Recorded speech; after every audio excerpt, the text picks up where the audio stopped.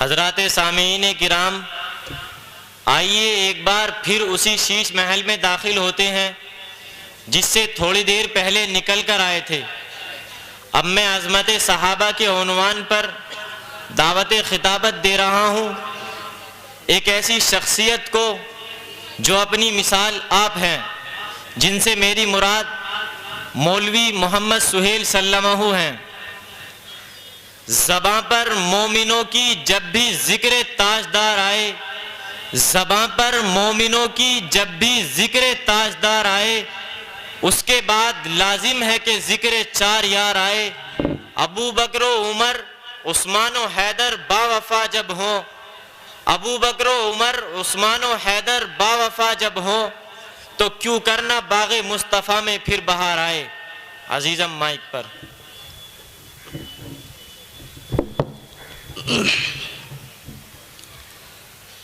الحمد للہ وحدہ والصلاة والسلام على من لا نبی بعدہ، اما بعد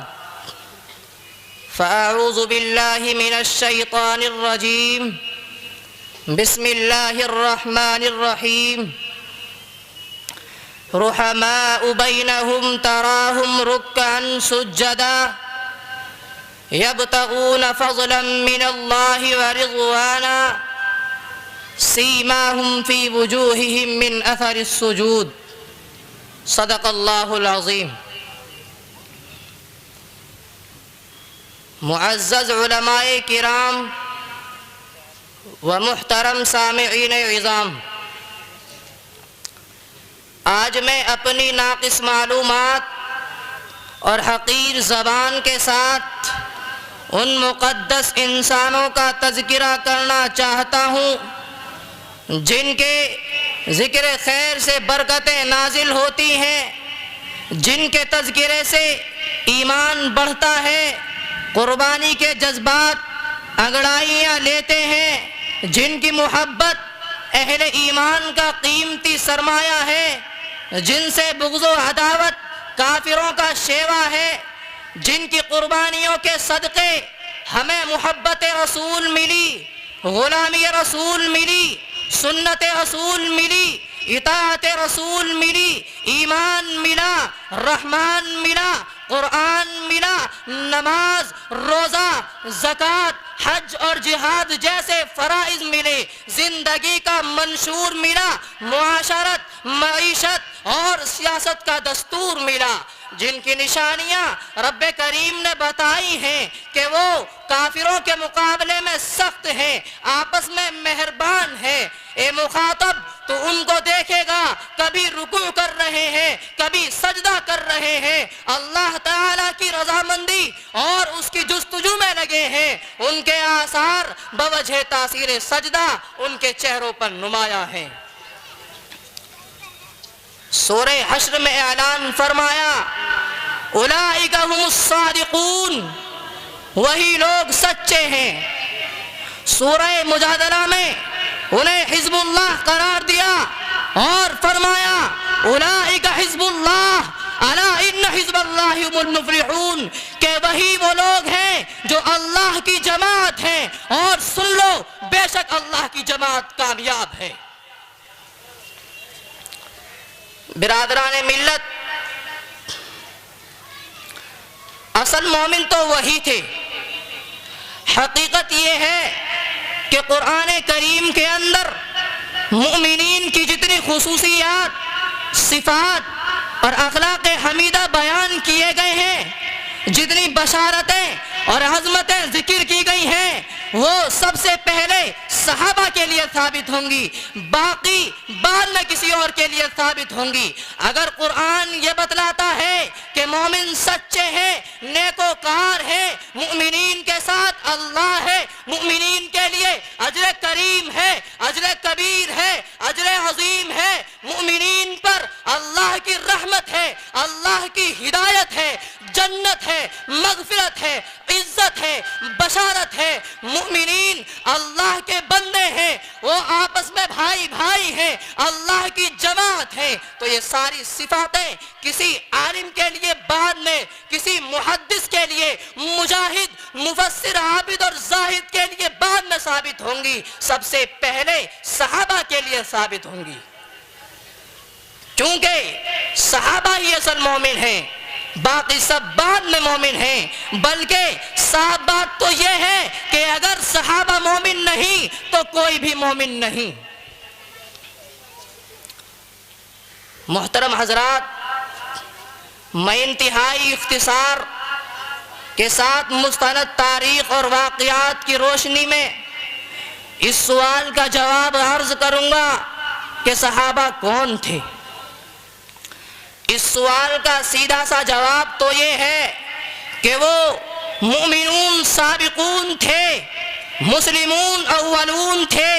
لیکن اس جواب سے اس سوال کا حق ادا نہیں ہوگا جب تک کہ یہ نہ بتایا جائے ان کا ایمان کیسا تھا، ان کا کردار کیسا تھا، ان کی زندگیوں میں کیسا انقلاب آیا، ان کی راتیں کہاں گزرتی تھیں، ان کے دن کہاں بسر ہوتے تھے، آخر ان کے اندر کون سی بات پائی جاتی تھی جس کی وجہ سے انہیں دنیا ہی میں جنت کی بشارت دے دی گئی اور رضی اللہ عنہم ورضوا عنہ کا سرٹیفکیٹ عطا کر دیا گیا اور فیصلہ کر دیا گیا کہ اگر ساری دنیا کے مجاہد مل جائے، مفسر مل جائے، عابد زاہد مل جائے، تب بھی وہ صحابی کے مقام تک نہیں پہنچ سکتے۔ دینی بھائیوں اور بزرگوں، ایمان تو ہم بھی سینوں میں رکھتے ہیں، لیکن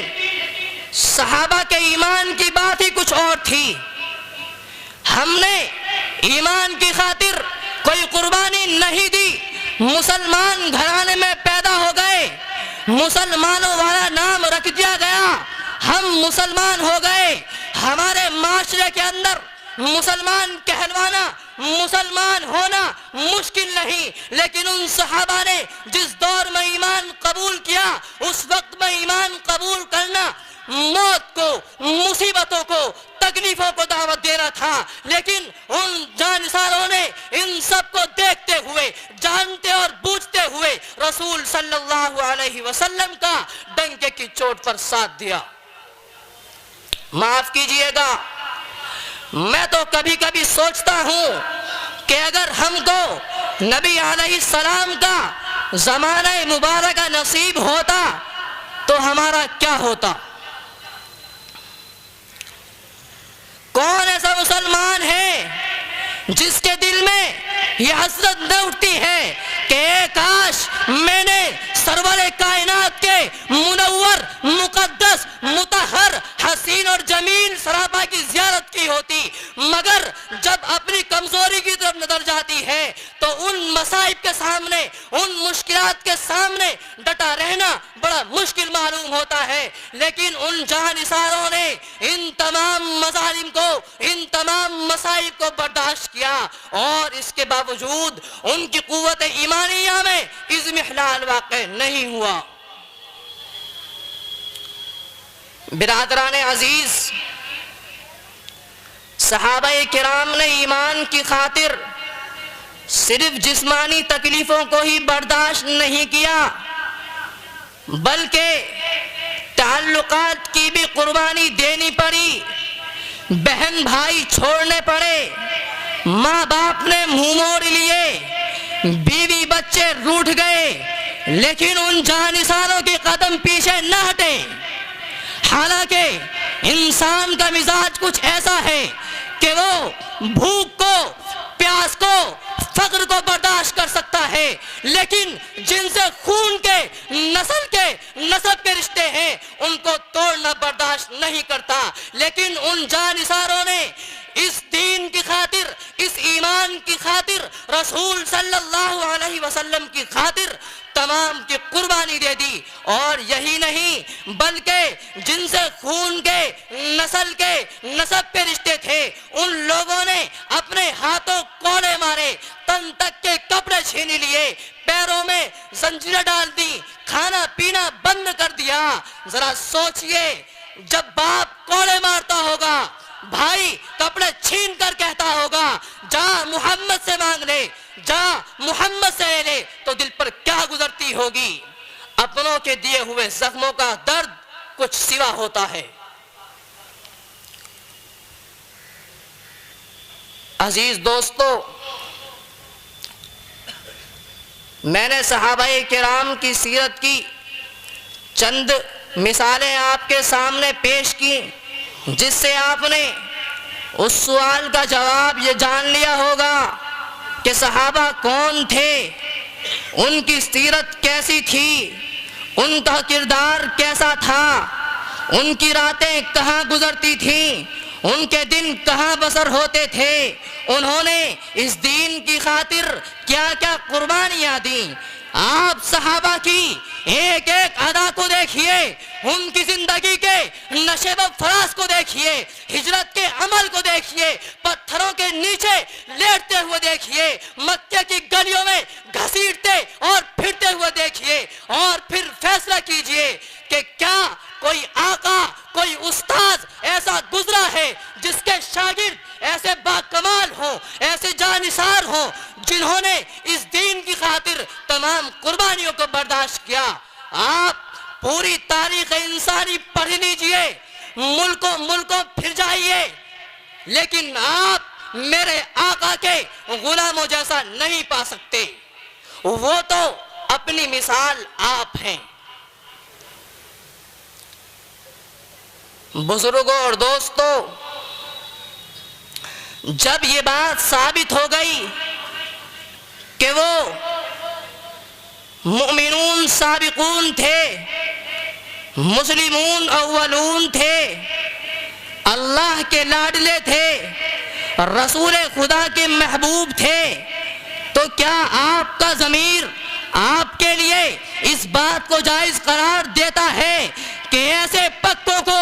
ایسے سچوں کو، ایسے محسنوں کو، ایسے غمخاروں کو گالیاں دی جائیں، ان کی شان میں گستاخی کی جائے، ان کو برا بھلا کہا جائے؟ ارے یہ محسن کشی نہیں تو اور کیا ہے، یہ نمک حرامی نہیں تو اور کیا ہے؟ بات فیصلے کی نہیں، فیصلہ اللہ نے کر دیا، رسول نے کر دیا۔ اللہ فرماتا ہے کہ وہ تو صادقون ہیں، مفلحون ہیں، مہتدون ہیں، راشدون ہیں، صادقون ہیں، وہ تو خیر امہ ہیں، وہ تو امت وسط ہے۔ اور خود نبی نے فرما دیا جس نے صحابہ سے محبت کی اس نے مجھ سے محبت کی، اور جس نے ان سے بغض رکھا اس نے مجھ سے بغض رکھا۔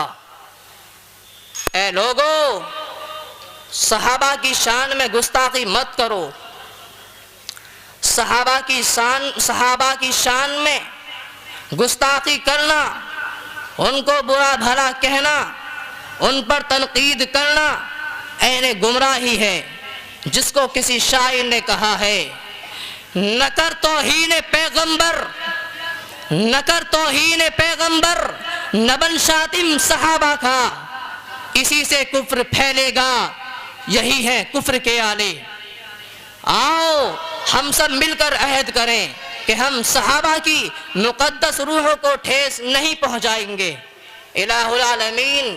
ہمیں ان کے ارشادات کے مطابق چلنے کی توفیق عطا فرمائے۔